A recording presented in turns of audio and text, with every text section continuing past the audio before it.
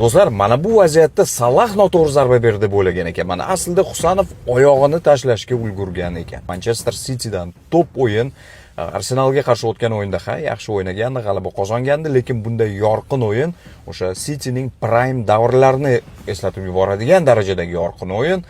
Hollandning hat-trigi, o'zi Holland so'nggi o'yinlarda Liverpoolga qarshi 3 ta o'yindan beri gol kiritib kelyapti. 5 ta gol umumiy do'stlar.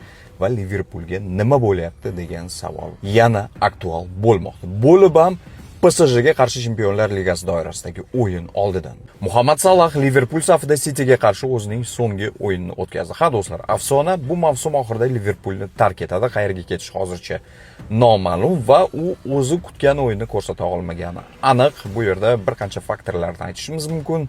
Hattoki o'sha Husanov faktorini yana bir marta qaytarib o'tib ketsak ham menimcha bu yerda xato bo'lmaydi. Endi slot masalasi ham qiziq. Mavsum oxirida Arne Slot yana Liverpoolda qoladimi yoki ketadimi, lekin bilmadim. Oldiga qo'yilgan mana shu klub rahbariyati tomonidan murabbiyning oldiga qo'yilgan natijalar qay darajada amalga oshishiga albatta hamma narsa bog'liq bo'ladi, lekin hozircha qaraydigan bo'lsak, ayni paytdagi aktual vaziyatga Liverpoolda ishlar unchalik yaxshi emas.